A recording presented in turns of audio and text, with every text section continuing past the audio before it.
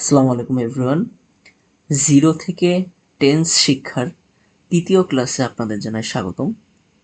So আজকে আমরা আলোচনা করব প্রেজেন্ট, পাস্ট এবং ফিউচারের ফুল কন্টিনিউয়াস টেন্সটাকে। তো আপনারা জানেন যে আমি আমার প্রথম ক্লাসে ইন্ট্রোডাকশন ক্লাস, দ্বিতীয় ক্লাসে ইনডিফিনাইট এবং আজকের ক্লাসে কন্টিনিউয়াস নিয়ে আলোচনা করব। তো আমি যে রুলসটাকে ফলো করতেছিলাম সেই রুলসটার নাম হচ্ছে কম্প্যারিজন রুলস। আপনারা যদি কম্প্যারিজন রুলস সম্পর্কে ক্লিয়ার না হয়ে থাকে তাহলে অবশ্যই প্রথম ও দ্বিতীয় ভিডিওটা দেখে আসবেন। সো আমি যদি ভিডিওতে আগাই, আচ্ছা, তো সব ভিডিওর মতো এই ভিডিওতে আমি একটা কথা উল্লেখ করতেছি। আমার যে কম্প্যারিজন রুলস, এই কম্প্যারিজন রুলস নিয়ে আমি একটা কথাই বলি যে মিল ও অমিল মনে রাখতে পারলেই কিন্তু বাজিমাত। আপনি যদি স্ট্রাকচারের ভিতরে আমার যে স্ট্রাকচারটা থাকবে সেই স্ট্রাকচারের ভিতরে আপনি যদি প্রথমে মিলটা খুঁজে বের করেন তাহলে সেটার 50% আপনি অলরেডি ধরে ফেলতে পারবেন, এবং অমিলটা খুঁজে বের করতে পারলে 100% স্ট্রাকচার কমপ্লিট, এবং যেটা আপনাকে মনে রাখতে অনেক বেশি সহায়তা করবে। আমি যেটা বলি যে 10x গুণ বেশি আপনাকে সহায়তা করবে স্ট্রাকচার এবং এক্সাম্পল মনে রাখার জন্য। এবার আমি স্ট্রাকচারের দিকে যদি যাই, কন্টিনিউয়াস টেন্সে, ওকে। সো কন্টিনিউয়াস টেন্সের যে আমি তিনটা টেন্সকে আমি একবারে কম্পেয়ার করব, এই জন্যই আমি একে কম্প্যারিজন রুলস বলে থাকি। সো প্রথমে যেটা আসছে সেটা হচ্ছে প্রেজেন্ট, দেন পাস্ট, দেন ফিউচার, তিনটারই কন্টিনিউয়াস। ওকে, তো প্রথমে আমি যেই জিনিসটা দেখব সেটা হচ্ছে আমার মিলটা কোথায়। ওকে, তো আমি মিলটা খুঁজে বের করি। দেখুন, প্রেজেন্টে আছে এই যে শুরুতে একটা সাবজেক্ট আছে, একটা V1 আছে এবং আইএনজি আছে। পাস্টেও দেখবেন সাবজেক্ট আছে, V1 প্লাস আইএনজি আছে। ফিউচারেও দেখা যাবে সাবজেক্ট আছে, V1 প্লাস আইএনজি আছে। আচ্ছা, কন্টিনিউয়াসের একটা পরিচয় আছে, সেই পরিচয়টা হচ্ছে V1 plus ING. V1 plus ING, V1 মানে আপনারা অবশ্যই জানেন V1 হচ্ছে ভার্বের বেস ফর্ম। ওকে, তো V1 প্লাস আইএনজি আমরা যখনই দেখব তখনই সেটা ইন্ডিকেট করবে কার? কন্টিনিউয়াস টেন্সের। সেটা যে কোনো কন্টিনিউয়াস টেন্স হতে পারে। এটাই হচ্ছে আমার মিল, যে প্রেজেন্টে V1 প্লাস আইএনজি থাকবে, পাস্টেও থাকবে এবং ফিউচারেও থাকবে। এবং এখানে আরেকটা মিল হচ্ছে যেটা সব জায়গায় কমন, সেটা হচ্ছে আমার সাবজেক্ট। আচ্ছা, তো আমার 50% স্ট্রাকচার কিন্তু কমপ্লিট। এবার আমি যদি অমিলটা খুঁজে আমি বের করি, আমি যদি অমিলে যাই, তো অমিলে গেলে আমি দেখতে পারবো যে এই যে প্রেজেন্ট টেন্সে অমিলটাই আমি যদি একটু আলাদা করি, যে প্রেজেন্ট টেন্সে আমার অমিলটা হচ্ছে এই যে এম, ইজ অথবা আর। এম, ইজ অথবা আর, এটা প্রেজেন্ট টেন্সের ক্ষেত্রে। পাস্ট টেন্সের ক্ষেত্রে ঠিক একইভাবে ওয়াজ অথবা ওয়ার, ওয়াজ অথবা ওয়ার, এবং ফিউচার টেন্সের ক্ষেত্রে শ্যাল অথবা উইল প্লাস বি, শ্যাল অথবা উইল প্লাস বি। তাহলে এই হচ্ছে আমার অমিলটা তিনটা টেন্সের ক্ষেত্রে। প্রেজেন্ট টেন্সে অমিল হচ্ছে এম, ইজ, আর। পাস্ট টেন্সে অমিল হচ্ছে ওয়াজ অথবা ওয়ার, এবং ফিউচার টেন্সের যে অমিল সেটা হচ্ছে শ্যাল অথবা উইল প্লাস বি। আচ্ছা, তো স্ট্রাকচার কিন্তু কমপ্লিট, যেটা কম্প্যারিজন রুলস হিসেবে। এবার যদি আমরা কিছু এক্সাম্পলে যাই তাহলে এই জিনিসগুলো আরও ক্লিয়ার হবে। আচ্ছা, তো আমি যদি এক্সাম্পলে যাই, দেখুন এখানে প্রথমে যে বিষয়টা আছে সেটা হচ্ছে আমি যদি প্রেজেন্ট নিয়ে আলোচনা করি, তো প্রেজেন্টে আমার যে জিনিসটা কমন ছিল সেটা আমি আগে লিখে ফেলি, সেটা হচ্ছে সাবজেক্ট কমন ছিল।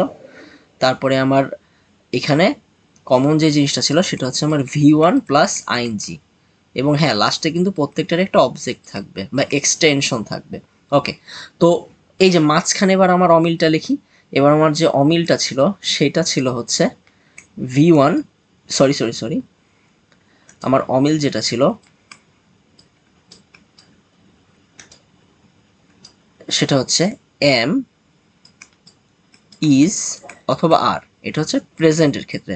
তাহলে আমি একটা উদাহরণ দিই। আমি দিলাম subject I am, okay, I am. এবার V1 প্লাস আইএনজি আমি দিলাম V1, এটা হচ্ছে গো, এবং তার সাথে একটা আইএনজি, আই এম গোয়িং। এবার লাস্টে object to school, I am going to school. আমি দিতে পারি he is eating, he is eating rice. ঠিক আছে, তো এই যে আমার হচ্ছে মিলের ক্ষেত্রে আমি কি পেলাম, এই যে আমার আই, এই যে হি, এগুলো হচ্ছে আমার সাবজেক্ট, এবং এই যে V1 প্লাস আইএনজি, দেখুন V1 প্লাস আইএনজি এবং আমার অবজেক্ট, এগুলো কিন্তু আমার মানে মিল থাকবে। প্রেজেন্টেও আপনি যা লিখবো পাস্টের ক্ষেত্রে কিন্তু সেই একইভাবে যাবে, কিন্তু অমিলটা কোথায় আমার পার্থক্য করতেছে সেটাই হচ্ছে আমার এই যে এম ইজ আর, আমি কোথাও আর ইউজ করব, যখন আমি দিয়ে এক্সাম্পল দিব তখন আমি আর ইউজ করব, দে are playing, they are playing. ওকে, তো এইবার যদি আমি একটা পাস্টের উদাহরণ দেখি, সো পাস্টের ক্ষেত্রে আমি যদি বলতে পারি যে পাস্টে আমার স্ট্রাকচারটা কি ছিল, সো আমি প্রথম মিলটা লিখবো, সেটা হচ্ছে আমার মিল হচ্ছে সাবজেক্ট, তারপরে হচ্ছে আমার এখানে আছে হচ্ছে একইভাবে V1 plus ING, V1 plus ING plus object, এ হচ্ছে আমার মিল। এবার আমি অমিলটা আমার কোথায়, অমিলে আমি যে দেখি যে এখানে থাকবে কি ওয়াজ অথবা ওয়্যার, ওয়াজ অথবা ওয়্যার। ঠিক একইভাবে আমি যদি লিখি যে I was going, I was going to school, I was going to school। তো এইখানেই যে আমার subject common, V1 plus ING common, এবং টু স্কুল অবজেক্ট এটাও কমন, কিন্তু পার্থক্য করতেছে পাস্টকে, সেটা হচ্ছে যে ওয়াজ। এটা যদি প্রেজেন্ট হইতো, আমরা দেখছি প্রেজেন্টের বেলায় এখানে কিন্তু ছিল এম অথবা ইজ অথবা আর। আচ্ছা, ঠিক একইভাবে আপনি দিতে পারেন যে দে ওয়্যার, দে ওয়্যার, তারপরে হি ওয়াজ, এই উদাহরণগুলো এইভাবে হতে পারে।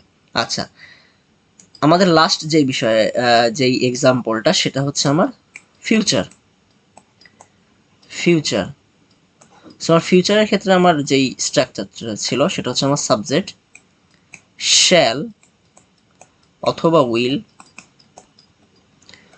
Plus be plus V1 plus ING plus object. So একইভাবে এখানেও এই সেম উদাহরণই আমি হচ্ছে মানে আমার এখানে অ্যাপ্লাই করতে পারবো। যেরকম আমি বলতে পারি সাবজেক্ট আই উইল, এখান থেকে আমি উইল নিলাম এবং সাথে আমার একটা বি যাবে, I will be studying, I will be studying. Okay, তো এই যে এইখানে আমার পার্থক্যটা কোথায় করতেছে, এইখানে আমি দেখতে পারতেছি যে এইখানে আমার মেন পার্থক্য কিন্তু এই যে উইল বি, উইল বি, দেখুন এখানেও কিন্তু V1 প্লাস আইএনজি আছে, এখানেও সাবজেক্ট আছে, কিন্তু ফিউচারকে পার্থক্য করতেছে এই উইল বিটা। পাস্ট এবং প্রেজেন্টে আমরা কিন্তু এই বিষয়টাতেই এই পার্থক্যটা আমরা দেখতে পারছি। তো আমরা যদি আরেকবার রিভিউ করি যে প্রেজেন্টে ছিল এম ইজ আর, পাস্টে ছিল ওয়াজ অথবা ওয়্যার, এবং ফিউচারে এসে কি আমার শ্যাল বি অথবা উইল বি। তো এই হচ্ছে কম্প্যারিজন রুলস। আসলে আপনি যদি প্রথমে মিলটাকে খুঁজে বের করতে পারেন তাহলে আপনার 50% কমপ্লিট, অমিলটা খুঁজে বের করতে পারলে বাকি 50% কমপ্লিট হয়ে যায়, এবং সেটা দিয়েই খুব ইজিলি একটা স্ট্রাকচার গঠন করে একটা সেন্টেন্সকে তৈরি করে ফেলা যায়। সো এই ছিল আজকের পর্বে। নেক্সট পারফেক্ট ক্লাসে দেখার জন্য আপনাদের অনুরোধ করা রইল।